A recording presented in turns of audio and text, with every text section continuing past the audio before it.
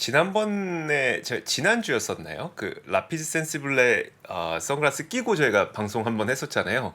그 다음에 방송에서는 안 끼고 있는데 제가 매일 출퇴근하면서 그거 계속 끼고 있습니다. 진짜 너무 가볍고 편광이라서 그런지 눈도 좀 좋은 것 같고 그래서 계속 쓰고 있습니다. 여러분들도 한번 관심 가져보세요. 참 좋습니다. 정말 가벼워서요. 자, 1부부터 한번 들어가 보도록 하죠. 미국장 시작 전에 어떤 뉴스들을 우리가 꼼꼼히 챙겨봐야 되는지 이분이 정리해 주실 겁니다. 신성민 선임 매니저 나오셨습니다. 어서 오세요.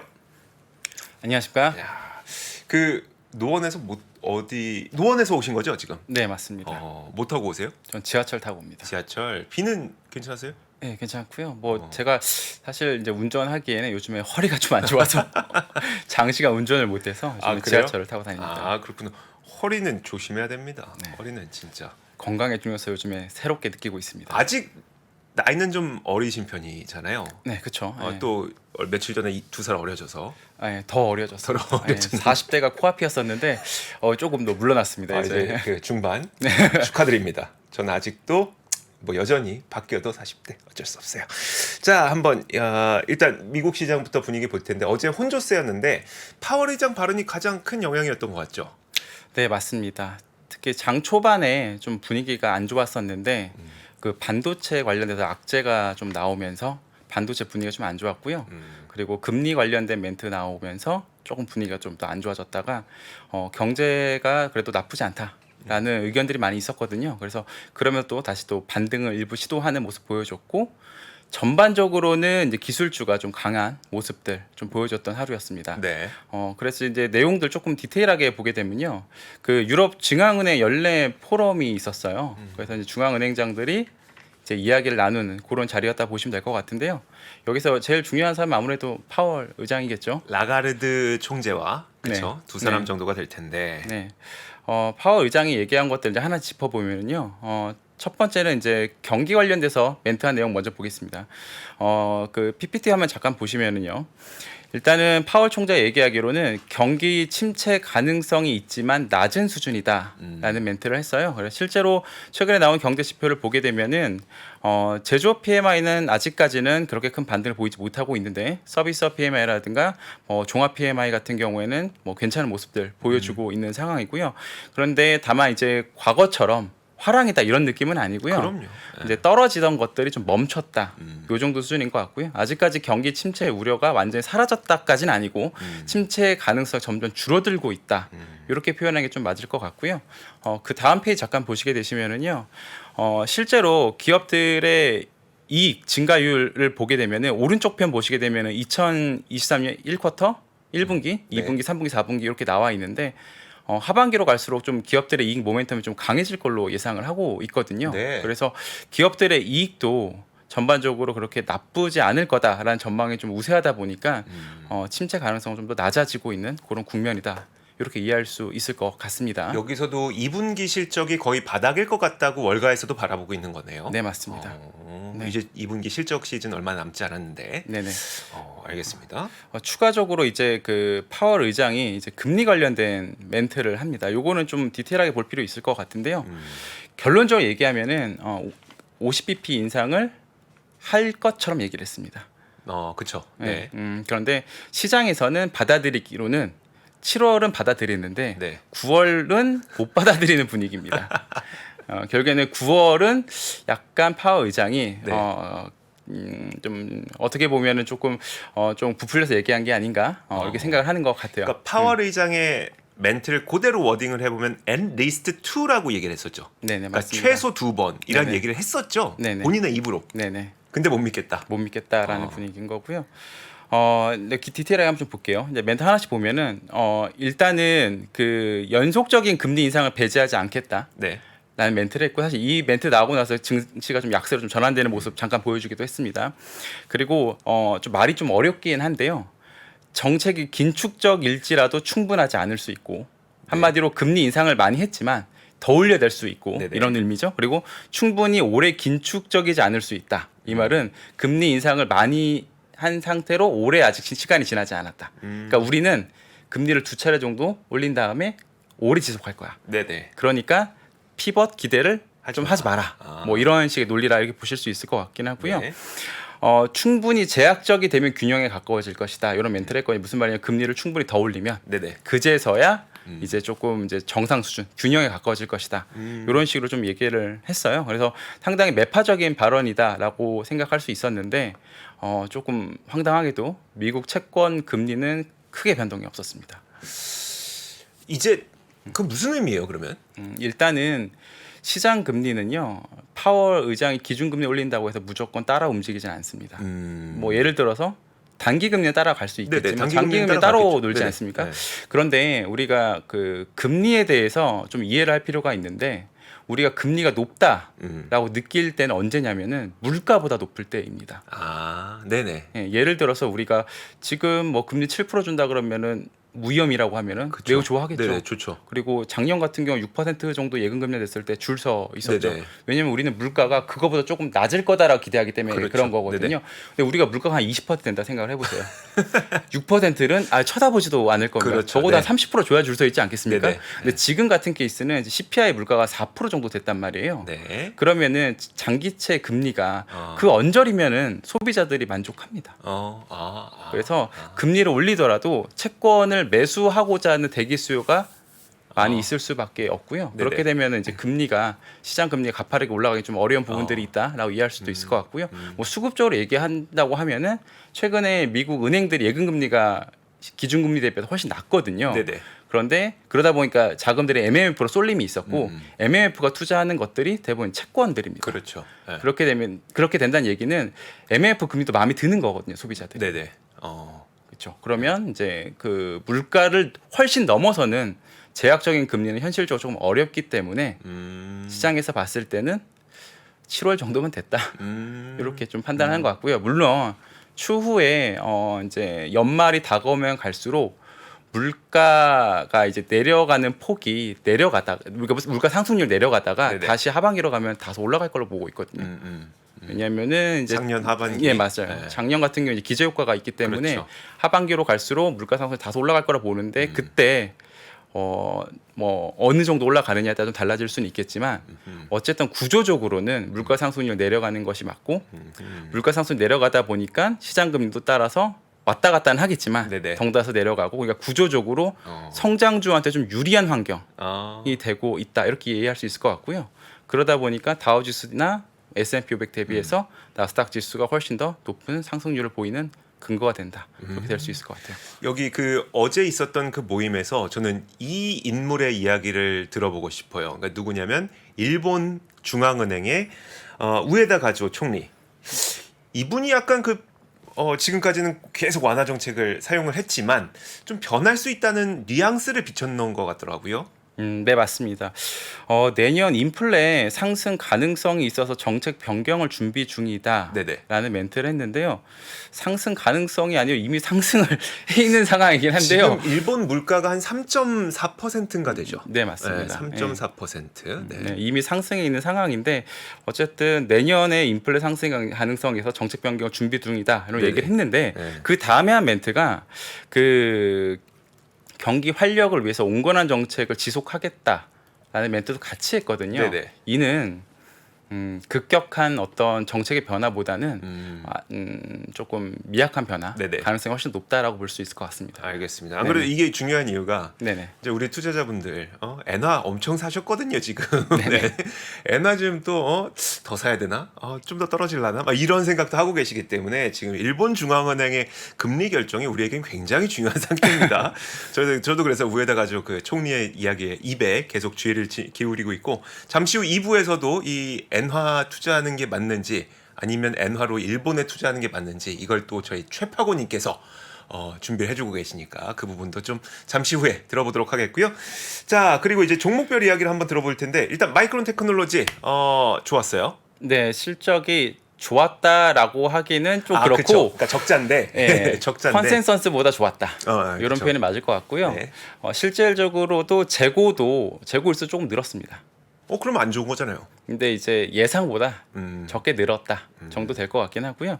그 다음에 이제 멘트가 좀 괜찮았었죠. 메모리 산업이 우리는 저점을 통과했다고 본다. 네, 요 멘트가 좀 좋았던 것 같고요. 그 다음에 어찌됐든지 간에 최근에 그 중국 관련돼서 네네. 좀 이슈가 좀 많이 있는 상황이잖아요. 반도체 전반적으로. 그렇죠. 그러니까 일단 뭐 마이크론과 직접 연결된 이슈만 살펴보자면 중국에서 중국 공공기관들은 마이크론 테크놀로지의 메모리 반도체를 쓰지 말라고 명령을 했으니까요. 네네. 일단은 그거 관련돼서 이제 좀 걱정이 많이 있었는데 지금 예상했던 부분들 좀 말씀드리면은 지금 마이크로 테크놀로지의 매출의 한 25% 정도가 이제 중국 관련된 기업이거나 네네. 중국 기업이거나 뭐 그 언저리 기업이거나 이런 상황이에요. 그러니까 네. 상당히 많죠 생각보다. 네, 그러네요. 네, 그런데 여기서 한 절반 정도가 거기에 좀 해당되지 않을까 그렇게 생각을 하고 있고요. 다만 아직까지는 그 실적에 이번에 나왔던 부분들 반영된 부분들은 아니다 보니까 네. 추후에 요거는 조금 변동성이 있습니다. 관련돼서 좀 확인할 필요가 있을 것 같긴 하고요. 네. 그 다음에 요즘에 HBM이라고 우리나라 증시에서 상당히 좀 뜨거운 상황인데요. 그럼요. 네. 인공지능 반도체에 꼭 필요한 네. 메모리 반도체로. 고대역 메모리 네. 반도체라고 할 수 있을 것 같은데요. 네. 요게 이제 내년 초에 이제 준비를 하고 있다. 이런 식으로 이제 멘트를 좀 해줬고요. 근데 요거 좀 자세하게 좀 말씀드릴게 좀 아마 처음 들어보시는 분들도 있을 테니까. 네네. 네. 일단은 우리가 지금까지 많이 공부했던 엔비디아라든가 혹은 뭐 AMD라든가 이런 기업들이 CPU, GPU를 만들지 않습니까? 네네. 그런데 이런 것들이 점점 고성능화되고 많은 데이터를 취급을 하고 있단 말이에요. 네. 그럼 데이터가 점점 많아지고 빨라지겠죠. 그런데 문제는 그거를 저장 공간으로 전달을 하려는 메모리 반도체가 네네. 느리다면은 그게 좀 효과가 많이 반감되겠죠. 그렇죠. 그러니까 저장하는데 속도 느리면 결국 CPU랑 GPU 자체가 느려져 버리게 되니까요. 네, 맞습니다. 그러려고 하면은 결국에는 우리가 생각을 해보면 네. 데이터가 빨리 움직이게 할 수도 있고요. 네네. 이제 클럭스로 올린다고 합니다. 그거를 빠르게 움직이게 할 수도 있고 그게 아니고 한 번에 많이 움직이게 할 수도 있어요. 한 번에 많이요. 네. 예, 예. 그래서 우리가 지금까지 했던 거는 네. 빨리 움직이게 하려고 했었어요. 네. 그래서 4세대 만들고 5세대 만들고 이렇게 했었었는데 네. 이게 아니고 이번에는 넓게 해보자. 대역수를 넓혀보자. 네네. 했던 컨셉이라 보시면 될 것 같고요. 예, 적층 구조로 해서 이제 네. 연결해서 그렇게 좀 만드는 그런 컨셉이라 보면 될 것 같고 앞으로는 이것들이 좀 주력이 되지 않을까라고 생각을 하는데 지금까지는 매출액이 차지한 비율이 좀 매우 작아요. 네네. 근데 앞으로 커질 수 있다. 이렇게 볼 수 있을 것 같고요. 지금까지 올해도 그렇고 작년도 그렇고 어떻게 보면 디램 메모리 반도체의 잔혹사라고 볼 수 있을 것 같아요. 그렇죠. 뭐 굉장히 오랫동안 반도체 가격이 빠졌고 또 많이 빠졌어요. 네. 지금 뭐 DDR4 같은 경우 기가당 한 3불 조금 넘는 수준. DDR8 원래 얼마였었어요? 그 DDR4가?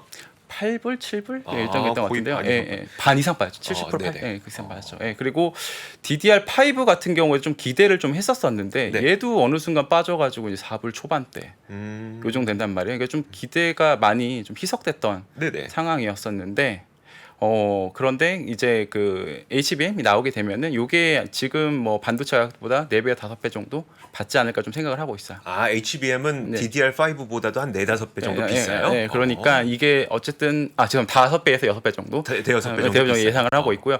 이런 부분들이 어떻게 보면 영업이익률을 좀 증가시킬 수 있는 부분들이 되지 않을까 생각을 하고 있는 부분들이에요. 근데 물론 여기서 가장 선두적인 역할을 하는 건 우리나라 SK 하이닉스입니다. 현재는. 네. 네, 그래서 SK 하이닉스가 시장 점유율 한 50% 된다 보시면 될 것 같고요. 삼성전자가 한 40% 정도, 마이크로 테크놀로지가 한 10% 정도 네네. 차지를 하고 있는데 열심히 따라가려고 노력하고 있다. 이 정도 될 것 같습니다. 알겠습니다. 근데 네. 그러니까 마이크론 테크놀로지에서 내년 초에 이 HBM을 양산을 시작하겠다라고 하는 거는 그때 수요가 진짜 많다는 거잖아요. 그러니까 있다는 거잖아요. 네네. 그러니까 그것 때문에 사실 사람들이 되게 반갑게 이번 실적 발표를 반갑게 받아들인 거라고 봐야 되겠네요. 뭐 그 이유 때문이라고 딱 찍어서 얘기할 수는 없을 것 네네. 같아요. 여러 가지 이유가 있어요. 어쨌든 디램 업황이 올라갈 수 있을 거다. 네네. 그 가능성을 좀 더 높게 보는 것 같긴 하고요. 향후 플러스 알파 정도로 보시는 게 맞을 것 같아요. HBM은 플러스 알파. 예, 왜냐면 왜냐면 일단 업황 예. 저점 통과했고. 예, 그리고 네. 마이크로 테크놀로지가 그렇게 시장 점유율 지금 큰 상황이 아니다 보니까 네네. 그 분야에서 그게 메인이다 이렇게 이해하기는 좀 어려울 것 같습니다. 알겠습니다. 알겠습니다. 자, 다음으로 보고 싶은 혹시 마이크론 더 하실 말씀 있으실까요? 이 정도면? 이 정도면 될 것 같습니다. 예. 다음으로 보고 싶은 기업은 저는 넷플릭스. 네. 요즘에 넷플릭스 정말 되게 잘 나가요. 제가 YTD, 그러니까 올해 수익률을 한번 살펴보니까 45% 정도로 되게 좋더라고요. 네. 넷플릭스가 요즘에 뭐가 이렇게 좋아진 거예요? 많이 좋아진 부분들이 있는데 특히 요금제 관련돼서 좀 변화가 있었고요. 그다음에 네. 사용자 수 관련돼서 좀 변화가 있었는데 내용 말씀드리기 전에 사실 이제 넷플릭스가 좋다 하지만 네네. 고점에서는 아직도 많이 빠져 있습니다. 아 고점이 얼마였었죠? 저 기억이 가물가물하네. 저도 정확한 가격 기억은 제가 안 한번 나는데 찾아볼게요. 그럼 거의 말씀해보세요. 반토막 가까이 났다 보시면 될 것 같고요. 음. 아직도. 그러니까 갖고 계신 분 중에서 아직도 손실 나신 분들이 충분히 있을 수 있다라고 저는 생각을 합니다. 아 고점이 네네. $700가 넘었었네요. 네. 아 그럼 여전히 많이 떨어져 있는 상태긴 하네요. 네. 한때 우리가 그팡 네. 주식 중에 하나였었죠. 거기서 이제 N을 담당하고 있었었는데 그렇죠. 그러다 시간 지나 보니까 우리가 N하고 F 떼라. 네. 그래서 이제 마가로 바뀌고 이제 했었던 상황이에요. 네네. 그리고 좀 비즈니스적으로 많이 또 약점을 또 노출하기도 했었거든요. 네. 근데 그런 부분들이 어느 정도는 뭐 조금 개선이 됐다라고 할 수 있을 것 같고요. 완전히 개선이 됐다고 보기엔 좀 어렵고요. 일부 개선이 됐다 이렇게 좀 이해하실 수 있을 것 같습니다. 그래서 내용 좀 디테일하게 보면은요. 네. 일단은 요금제가 여러 개가 있어요. 음. 뭐 베이징 요금제라 그래서 이제 혼자서 볼 수 있는 그런 싼 요금제가 있고요. 네. 스탠다드 요금제도 있고 프리미엄 요금제도 있고 광고용 요금제도 있다. 이 네 가지 종류가 대략적으로 있다 이렇게 보시면 될 것 그렇죠. 같은데요. 네. 여기서 이제 캐나다 같은 경우에는 이제 $9.99의 베이싱 요금제가 있었는데 요거를 신규 가입자에 한해서 중단을 했어요. 기존 가입자는 쓸 수 있고요. 네네. 그런데 이렇게 되면은 요 가입자들이 이제 스탠다드나 프리미엄을 가든지 아니면 광고용을 가든지 갈 수 있을 거다라고 생각해서 요 중단한 것들이 좀 호재로 좀 작용을 했어요. 그래서 주가가 좀 반등을 좀 하는 모습을 좀 보여줬었고요. 이게 왜 바뀌어요? 그러니까 저희가 베이징 요금제를 사용하고 있었어요. 그러니까 네. 요금제 가운데 가장 싸고 네. 그리고 저 혼자 보는 거니까 뭐 이 정도면 충분해요. 근데 이제 신규 가입이 불가능한데 그럼 제가 왜 그걸 굳이 프리미엄으로 바꿔요? 그 신규 가입자들 같은 경우에는 신규 가입자. 예, 예. 저는 그대로 있고 네네. 기존 그렇죠. 베이직 쓰던 사람들은 네네. 그대로 있고 네네. 이제 앞으로 신규 가입한 사람들은 더 이상 베이징 요금제 가입을 네네. 못하니 네네. 알겠습니다. 근데 그 부분들이 이제 매출의 한 13% 정도 증가시키지 않을까 그렇게 좀 전망을 하고 있는 상황이고요. 네. 그 다음에 좀 볼 수 있는 것들은 이제 계정 공유 단속 부분들인데요. 네네. 이거 관련 좀 호재가 좀 많이 있는 상황인데 일단은 지금 5월 23일 날 이제 미국 지역에 도입을 했어요. 근데 네. 지금 넷플릭스 매출 구조를 보면 미국이 제일 큽니다. 거의 절반 가까이 되거든요. 네. 그러니까 제일 중요한 지역이다 이렇게 볼 수 있을 것 같은데 최근 4일 동안 보게 되면은요. 지난 코로나 때보다 더 많은 가입자 수가 증가되고 있다고 합니다. 현재. 그러니까 상당히 큰 폭이라 볼 수 있을 것 같고요. 계정 공유를 금지하니까 네. 계정 공유를 금지하니까 안 보는 게 아니라 네. 그러니까 그 스탠다드 요금제로 가입을 하더라는 뭐 거네요. 그것도 있을 수도 있고 아니면 그냥 추가로 이제 확장시키는 거 한 3,500원 정도 주면 확장할 그쵸, 수도 그쵸. 있고 네네. 뭐 그렇게 할 것 수도 있는데 어쨌든 가입자 수가 이제 좀 많이 증가를 했고요. 그래서 한 원래 기존에 가입했던 것보다 한 102% 정도 증가하는 모습을 지난 4일 동안은 보여줬습니다. 근데 앞으로 계속 그럴지 모르겠는데 네네. 지난 4일 정도는 이렇게 보여줬었고요.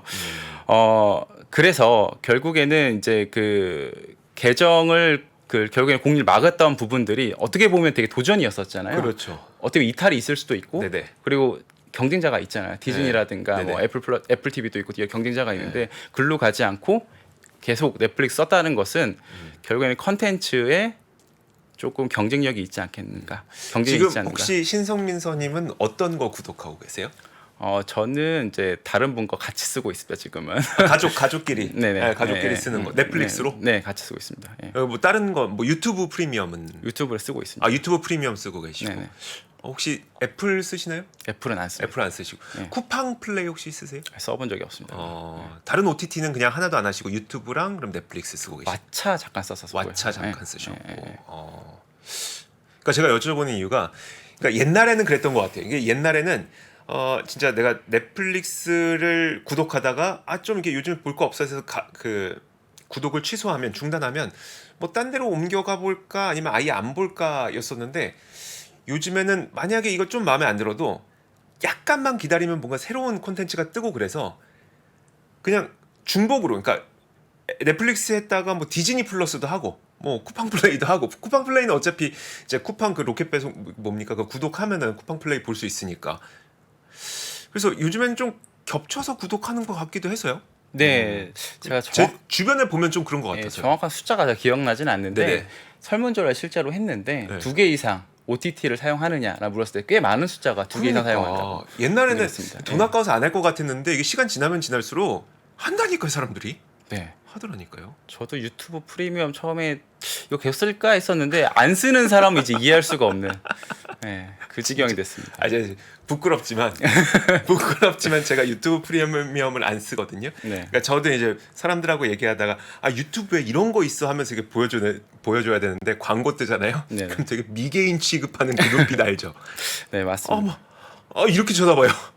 너 유튜브 뭐 이런 그 정도로 요즘에 구독이 참 실생활에 완전히 젖어든 것 같은. 네네. 제가 말을 끊어서 죄송합니다. 아닙니다. 네. 어쨌든 그러다 보니까 이제 가입자 순증 관련돼서 전망치가 좀 변경이 됐습니다. 올해 같은 경우에는 기존에 1,370만 명 정도 늘 거라 생각을 했었는데 네. 이거보다 훨씬 더 늘어나 1,870만 명 정도 증가될 거라 보고 있는 상황이고요. 그리고 내년 같은 경우 오히려 더 증가돼 2천만 명 정도 증가될 거라 예상을 하고 있어요. 현재 넷플릭스 같은 경우에는 현재 2억 3천만 명 정도 네네. 현재 구독자 수를 갖고 있는데 매년 거의 한 10% 정도 증가할 것이다. 네네. 라고 좀 보고 있는 상황이고요. 실제로 지금 계정 공유를 통해서 이제 요금을 지불하지 않고 있고 않는 이제서 보는 분들이 한 1억 명 정도 될 거라고 생각하고 있거든요. 네. 이분들 중에서 거의 한 70% 이상이 네. 결국에는 가입할 것이다. 그럼 7천만 명. 네. 사실 우리가 넷플릭스가 그 전에 뭐 $700까지 갈 때는 정말 끝도 없이 성장하고 끝도 없이 사람들이 OTT를 가입할 것 같았지만 시간이 좀 지나고 보니 좀 가입자 수가 늘어나는 건 그 턱끝까지 찬 것 같은데라는 느낌 때문에 밸류에이션이 훅 낮아진 거였었잖아요. 근데 지금 이제 넷플릭스에서 전망하기로는 못해도 7천만 명 정도는 더 늘 것 같은데라고 전망하고 있다는 얘기죠. 그렇죠. 3년 정도 보고 이렇게 생각을 하는 3년 거고 한 정도. 번에 보는 건 아니고요. 그렇죠, 네. 그렇죠. 네. 그런데 여기서 우리가 그 왜 기존에 넷플릭스를 좀 취약하다고 많이 생각을 했었었냐면은 일단 OTT 산업 자체가 이미 레드오션입니다. 그렇긴 하죠. 너무 많아요. 연 성장률은 7% 정도밖에 안 되고요. 네네. 그런데 경쟁자들은 늘어납니다. 맞아요. 아마존 프라임도 특히 강력하고 요새 네. 그것뿐만 아니라 뭐 애플 TV라든가 뭐 디즈니도 있고요. 음. 근데 경쟁을 하는데 이렇게 경쟁 구조가 되면 어떤 문제가 발생을 하냐면 가격 인상을 못 합니다. 그렇겠네요. 가격 인상하는 순간 다른 데로 넘어갈 수 있는 요인이 될 수 있고요. 그 다음에 네. 또 하나 더 문제가 있습니다. 가격 인상을 하더라도 네. 그 제작 비용, 컨텐츠 제작 비용이 있지 않습니까? 이걸 줄일 수가 없습니다. 오리지널 콘텐츠 제작할 때 드리는 투입 비용이요? 네네. 네네. 왜냐하면 결국에는 OTT 사업자의 경쟁력이라는 것은 컨텐츠 제작 능력이거든요. 그렇죠. 재미있는 시리즈가 있어야 되고, 네. 뭐 이런 것들이 있어야 되잖아요. 근데 그런 부분들이 결국에는 이제 비용 증가를 일으키고 영업이익이 악화시키고 네. 현금을 또 악화시키면서 주가를 빠뜨리는 요인이거든요. 네. 이런 부분들이 이제 계속 이제 문제로 계속 나오면서 주가가 이제 계속 흘러내렸던 거죠, 기존에. 네네. 그런데 사실 다른 기업도 마찬가지입니다. 예를 들어서 성장이 막힌 산업에 어떤 기업이 있어요. 이 회사 어떻게 하면 성장할 수 있을까 고민을 해보면 네네.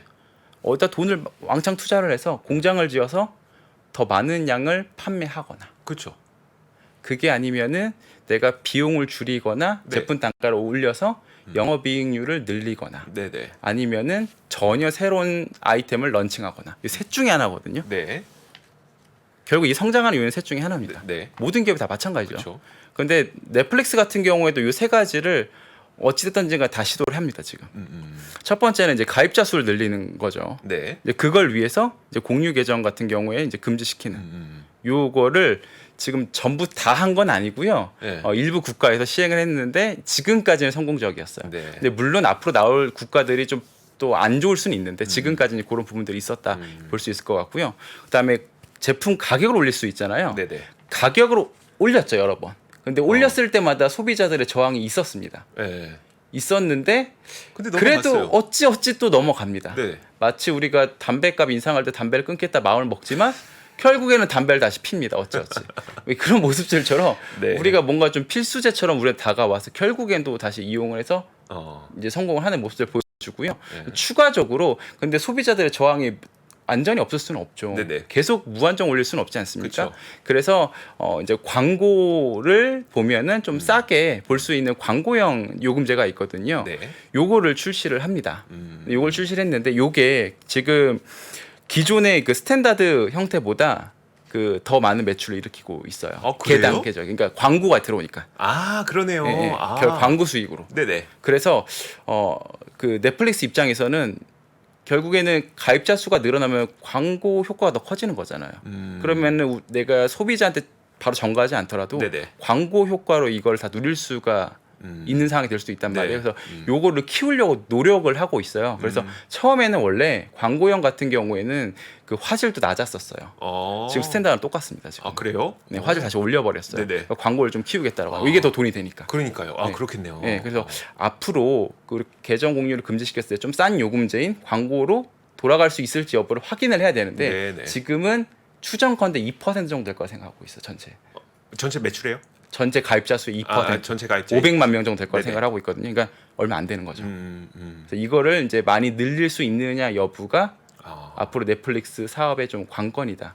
그 광고가 꽤 비싸다면서요? 그러니까 우리가 그 특히 일반 공중파 방송에서 하는 광고야 이게 시간대가 프라임 타임이 정해져 있어서 거기가 비싸고 그리고 프라임 타임 아니면 좀 싸지고 이런 거가 되는 상태에서 그런 광고 시장에서 유튜브나 페이스북 뭐 트위터 이런 게 되면서 이제 타겟형 광고가 되기 시작했는데 이건 워낙 이제 많은 사람들에게 노출할 수 있다 보니까 한 사람이 지출하게 되는 비용은 좀 많이 저렴을 해줬었잖아요. 근데 네네. 넷플릭스의 경우에는 넷플릭스 어떤 영상을 보는지에 따라서 그 사람의 취향이 그대로 좀 드러나기 때문에 거기에 타겟 광고하면 이게 꽤 비싸게 판다고 얘기를 저는 들었거든요. 네네. 실제로 좀 그런가요? 네, 그런 부분들이 좀 있는 것 같고요. 물론 이제 정확하게 넷플릭스 밝히진 않았습니다. 네네. 추정하는 부분들이 어느 정도는 그렇겠죠. 있고요. 근데 어쨌든 이제 스탠다드보다 넘어섰다라는 거는 앞으로 이제 이쪽이 스탠다드보다 넘어섰다.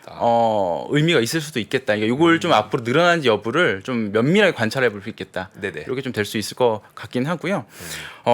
결국에는 그 다음에 새로운 서비스 좀 출시를 했었어요. 네. 잘 안 됐습니다. 안 됐는데 네. 그 넷플릭스에서 이제 클라우드 게임을 했거든요. 네네. 이제 출시한 저도 지가 안 좀 됐는데 어쨌든 요거는 어쨌든 지금 무료로 아직 하고 있는데 그렇게 네. 잘 되고 있는 분위기는 아닌 것 같아요. 그래서 지금 세 가지를 다 시도를 하고 있다. 이렇게 보시면 될 것 같고 그리고 이런 부분들이 일부에서는 네네.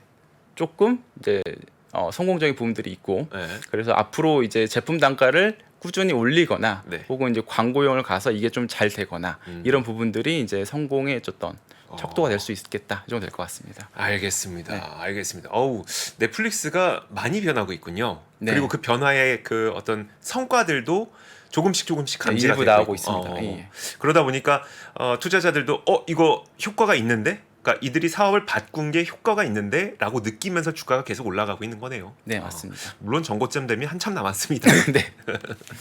알겠습니다. 지금 사실 피터 린치가 그런 얘기를 했었어요. 그러니까 사업이 완성되어 있는 기업에 투자하는 게 아니라고. 피터 린치는 이제 사업이 망가져 있다가 이 사업이 변하는 과정에 있는 기업을 투자해서 완성됐을 땐 팔아야 된다 그랬거든요. 근데 그분은 좀 기업 종류를 굉장히 좀 다양하게 투자를 하는 걸로 알고 있어서 그렇죠. 뭐 실제로 투자했던 거는 1200개까지 투자하기도 하셨으니까. 그 중에 일부일 거고요. 그렇죠. 그렇게 근데- 아는 기업도 많이 있습니다. 투자한 기업 중에서. 그렇죠. 근데 그러니까 그 말은 그런 거죠. 그러니까 지금 모든 게 막 다 잘 되고 있는 그런 기업에 투자하는 것도 맞죠. 당연히 뭐 빅테크 같은 기업들 투자하는 것도 맞지만 방금 말씀하셨던 것처럼 사업이 이렇게 변해서 사업 구조가 좋아지고 이익률을 높이는 것이 눈에 보이는 기업들, 이런 기업도 참 매력적인 것 같다라는 생각이 들었을 뿐입니다. 왜 그렇게 또 네네. 아닙니다.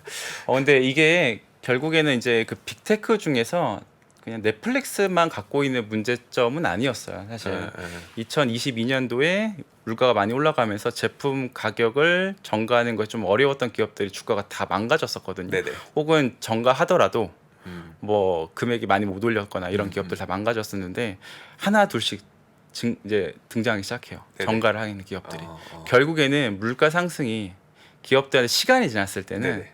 기업들의 매출 증가로 이어질 가능성이 음. 생기는 거고요. 예전에 한번 제가 그런 말씀 드린 적이 있었어요.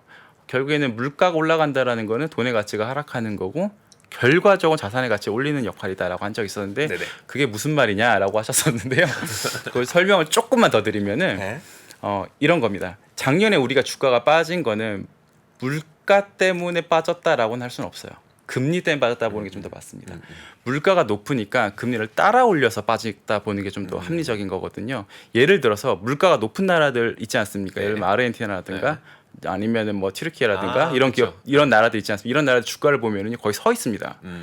왜냐하면 물가는 높은데 금리는 그 정도는 되진 않거든요. 네네. 그러다 보니까 주가 상승률이 굉장히 높아요. 네네. 결국에는 그 물가가 많이 오른 다음에 아하. 물가 상승률이 떨어지잖아요. 네네. 그러니까 금리가 결국 내려갈 거 아닙니까? 네네. 그럼 결국엔 그게 다 자산 가격 상승으로 아하. 바뀌는 순간이 옵니다. 그런데 그런 부분들이 한 단계 한 단계씩 진행되고 있다라고 이해하시는 게 좀 더 합리적일 것 같아요. 오, 알겠습니다. 알겠습니다. 오늘 참 재밌는 이야기. 자, 넷플릭스 왜 올라가고 있는지 마땅한 이유가 있다는 거 한번 이야기를 정리해봤습니다. 자, 노원에서 오셨죠? 신성민 선임 매니저와 함께했습니다. 고맙습니다. 감사합니다. 복잡하고 어렵게 느껴지는 재무제표와 용어들. 친절한 투자 멘토 사경인 마스터가 매주 새로운 콘텐츠로 알기 쉽게 설명해드립니다. 재무제표 분석과 포트폴리오 구성, 뭐 양대 재무제표라고 그러면 대차대조표랑 손익계산서가 있거든요. 매수 매도 방법, 이때 사는 게 좋겠네. 이렇게 사면 좋겠다. 근데 이렇게 살려면 뭘 해야 되냐면요. 나머지 3분의 1은 놔둬봅니다. 어디까지 가는지. 실전 투자 팁까지 알려드립니다. 오직 3프로 멤버십 에서만 만나실 수 있습니다.